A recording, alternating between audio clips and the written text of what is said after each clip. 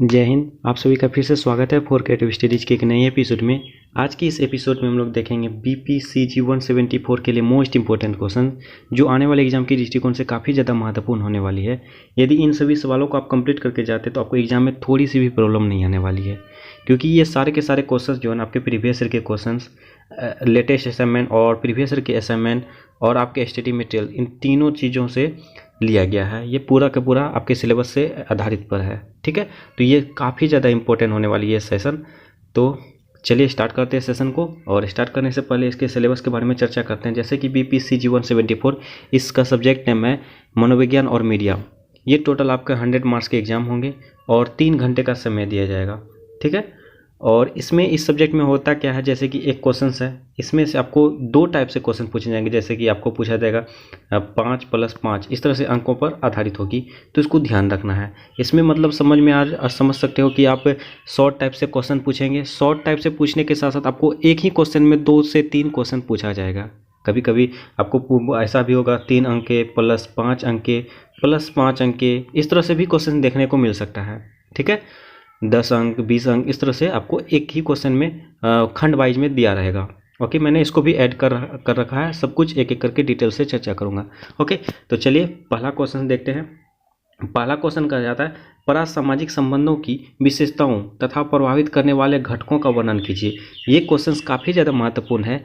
ये क्वेश्चंस अब तक के 2 बार एग्जाम में पूछा गया है, तो हो सकता है आपके एग्जाम में पूछे जाने की संभावना बन सकती है। तो इसको जरूर अच्छे तरीके से कंप्लीट कर लीजिए। उसके अगला क्वेश्चन कहा जाता है सोशल मीडिया शब्द का वर्णन कीजिए। मानव संज्ञान और व्यवहार पर मीडिया एवं सोशल मीडिया के प्रभाव पर प्रकाश डालिए। जैसे इसमें देखिए आपको इस तरह से क्वेश्चन पूछे जाएंगे। जैसे यहाँ से देखिए सोशल मीडिया शब्द का वर्णन कीजिए, ये क्वेश्चन आपको हो सकता है 5, ऐसे 5 दे दे। उसके बाद प्लस फिर कहा जाता है मानव संज्ञान और व्यवहार पर मीडिया एवं सोशल मीडिया के प्रभाव पर प्रकाश डालिए। इस तरह से भी आपको 5 पूछा जा सकता है। इस तरह से आपको पूछे जाते हैं आपके सब्जेक्ट में, ठीक है। तो इसको ध्यान रखना है। ओके, तो इसमें आपका शॉर्ट नोट्स भी पूछे जाएंगे, शॉर्ट नोट्स के साथ साथ आपका लॉन्ग भी पूछे जाएंगे। ओके, उसके अगला सवाल कहा जाता है क्वेश्चन नंबर 3 में स्वास्थ्य शिक्षा और स्वास्थ्य संचार में अंतर स्पष्ट कीजिए। स्वास्थ्य संचार के प्रसार में के विभिन्न चैनलों की चर्चा कीजिए। जैसे अभी इसमें भी 2 क्वेश्चंस हैं, ठीक है। तो दोनों क्वेश्चंस इस तरह से क्वेश्चन पूछे जाते हैं, तो इसको ध्यान रखना है। ओके, उसका अगला क्वेश्चन कहा जाता है संस्कृति पर मीडिया के प्रभाव की चर्चा कीजिए। संस्कृति पर मीडिया के प्रभाव की चर्चा कीजिए। ओके, उसके बाद अगला सवाल कहा जाता है मीडिया को परिभाषित कीजिए। मीडिया के महत्व और कार्यों को स्पष्ट कीजिए। ये क्वेश्चन मोस्ट इंपॉर्टेंट है। ये भी क्वेश्चन आपके असाइनमेंट के एग्जाम में भी और टर्मिनल एग्जामिनेशन के में भी ये क्वेश्चन पूछा गया है। तो ये काफ़ी ज़्यादा महत्वपूर्ण है, ठीक है। इसको जरूर देखना है। मीडिया के क्या योगदान है, क्या कार्य हैं, मीडिया क्या होता है, मीडिया किसे कहते हैं, इसके बारे में आपको जानना बेहद ज़रूरी है, क्योंकि आपके सब्जेक्ट नेम में ही है मनोवैज्ञानिक और मीडिया। मनोविज्ञान क्या है, मनोवैज्ञानिक और मीडिया में क्या अंतर है, क्या संबंध है, इसके बारे में आपको देखना बेहद ज़रूरी है, ठीक है। उसके अगला सवाल कहा जाता है मनोविज्ञान और मीडिया के बीच संबंध की व्याख्या कीजिए। मीडिया मनोविज्ञान की भूमिका पर चर्चा कीजिए। जैसे भी जस्ट मैंने बताया था कि इनके बीच संबंध स्थापित करने के लिए कहा जाएगा। तो ये क्वेश्चंस काफ़ी ज़्यादा महत्वपूर्ण होगी, ठीक है। इसमें भी 2 क्वेश्चंस है, एक ही क्वेश्चन में 2 क्वेश्चन इसी तरह से आपके पूछे जाते हैं एग्जाम में। ओके, उसके बाद अगला सवाल कहा जाता है मीडिया मनोविज्ञान शोध ने नैतिक मुद्दों की व्याख्या कीजिए। उसके बाद स्वास्थ्य संचार में मीडिया की भूमिका का विस्तार से वर्णन कीजिए। ये स्वास्थ्य संचार हो गया, शिक्षा के क्षेत्र में ये सब मीडिया किस तरह से योगदान निभाती है, ये काफ़ी ज़्यादा इंपॉर्टेंट रहेगा। और अभी जो वर्तमान समय में जो है ना ऑनलाइन क्लासेस की सुविधा बेहतरीन तरीके से हो गई है, तो आपको शिक्षा के क्षेत्र में ये पूछे जाने की संभावनाएं हैं, और स्वास्थ्य के क्षेत्र में भी ये भी क्वेश्चन पूछे गए हैं। और अगला भी आगे मैंने शिक्षा के क्षेत्र पे भी मैंने ऐड कर रखा है, वो इम्पोर्टेंट रहेगा, ठीक है। तो इसको ध्यान रखना है। उसके बाद अगला सवाल कहा जाता है मास मीडिया में परिवर्तन के कारण विज्ञापन के बदलते परिदृश्य की जांच कीजिए। ये भी क्वेश्चन मास मीडिया जो है ना आपको शॉर्ट नोट्स में भी पूछा जाएगा, लॉन्ग टाइप में भी पूछा जाएगा। ये एक बार लॉन्ग में पूछा गया है, एक बार शॉर्ट में पूछा गया है। ओके, ये क्वेश्चन काफ़ी ज़्यादा महत्वपूर्ण है। मतलब ये सारे के सारे क्वेश्चन महत्वपूर्ण हैं, ठीक है। तो सारे के सारे क्वेश्चन आपको करना है। उसके बाद अगला सवाल आपको एक सवाल इस तरह से भी देखने को मिलेगा। जैसे आप देख लेंगे क्वेश्चन नंबर 10 में निम्नलिखित प्रत्येक पर लगभग 200 शब्दों में टिप्पणी कीजिए। मीडिया और अपराधों का निरूपण, और उसके बाद साइबर अपराध एवं इसका वर्गीकरण।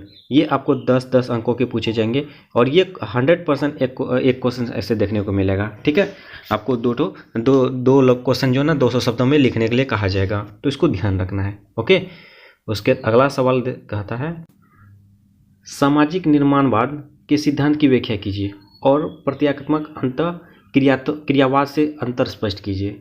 ये भी क्वेश्चंस काफ़ी ज़्यादा महत्वपूर्ण है कि सामाजिक निर्माणवाद के सिद्धांत की व्याख्या कीजिए और प्रतीकात्मक अंत क्रियावाद से अंतर स्पष्ट कीजिए। ठीक है, इन दोनों को जो है ना इसका और सामाजिक निर्माण के बीच अंतर स्पष्ट करने के लिए कहा जा रहा है।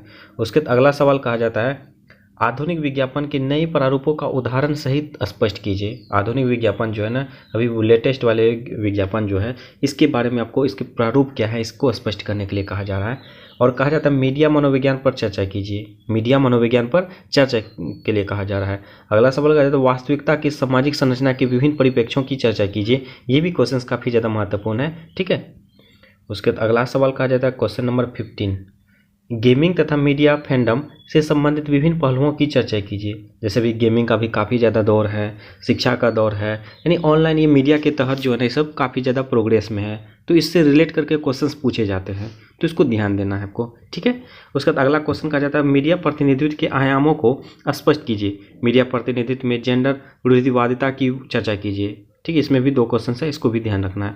उसके बाद जैसे कहा जाता है क्वेश्चन नंबर 17 शिक्षा के क्षेत्र में मीडिया की भूमिका का वर्णन करें। अभी जस्ट मैंने बताया था शिक्षा के क्षेत्र में, स्वास्थ्य के क्षेत्र में, गेमिंग के क्षेत्र में, ये सब जो है ना अभी इसी का दौर है, तो इससे रिलेट करके क्वेश्चन पूछे जाते हैं। अब तक के एग्जाम में पूछे गए हैं और ये रिपीट है। ठीक है, ये भी क्वेश्चन 2 से 3 बार पूछा गया है, तो हो सकता है आपके एग्जाम में भी पूछे जाएंगे। ठीक है, तो इसको ध्यान देना आपको, और इससे रिलेट करके क्वेश्चन जरूर पूछे जाएंगे। उसके बाद अगला कहा जाता है साइबर अपराध का वर्गीकरण पर संक्षिप्त टिप्पणी कीजिए। अभी साइबर अपराध भी बहुत ज़्यादा हो रही है, तो इस पर भी पूछे जाने की संभावनाएं बन सकती है। उसके बाद कहता है परासामाजिक संबंध विस्तार से चर्चा कीजिए। जैसे कि फर्स्ट क्वेश्चन भी मैंने बताया था, परासामाजिक जो क्वेश्चन नंबर फर्स्ट था उसमें भी यही था, और अभी लास्ट में भी मैंने ऐड किया है, क्योंकि ये क्वेश्चन भी जो है ना आपका लॉन्ग टाइप में और शॉर्ट टाइप में पूछे जाते हैं। ठीक है, तो इसको ध्यान देना है। ओके, उसके बाद अगला सवाल कहता है ऑनलाइन या वर्चुअल लर्निंग पर टिप्पणी कीजिए। अभी देखिए ऑनलाइन बहुत सारे ऐसे जो है ना पर्सन्स हैं जो ऑनलाइन का वर्क करके जो है ना अपना अर्निंग कर रहे हैं, इनकम कर रहे हैं, लर्निंग कर रहे हैं, कुछ सीख रहे हैं, तो ये अभी काफ़ी दौर है, तो इससे क्वेश्चन बनते हैं। ठीक है, तो ये सब्जेक्ट इसी तरह से जो वर्तमान समय में किस तरह से चल रही है, मीडिया का क्या प्रोग्रेस है, उसके बाद मनोविज्ञान का क्या प्रोग्रेस है, इससे संबंधित क्वेश्चंस पूछे जाते हैं। तो आई होप कि आप समझ चुके होंगे कि किस तरह से क्वेश्चन पूछे जाते हैं। टोटल मैंने 20 क्वेश्चन को ऐड किया है, और 20 में से जरूर है आपके एग्जाम में काफ़ी मदद करेगी। ओके, ये सभी के सभी सवाल काफ़ी ज़्यादा महत्वपूर्ण है, और उम्मीद करता हूँ ये सेशन आप सबों के लिए काफ़ी ज़्यादा महत्वपूर्ण साबित हुआ होगा। और एक निवेदन है आप सभी से, जो भी इस चैनल में पहली बार हैं और चैनल को सब्सक्राइब नहीं किए तो प्लीज़ चैनल को सब्सक्राइब जरूर कर लें, और बेल आइकन को जरूर हिट कीजिए। सेशन अच्छा लगे तो लाइक जरूर कीजिए, कमेंट के माध्यम से जो भी डाउट हो डाउट पूछिए, और अपने दोस्तों को भी ज़्यादा से ज़्यादा शेयर कीजिए। चलिए मिलते हैं नेक्स्ट सेशन में, तब तक के लिए थैंक यू। जय हिंद,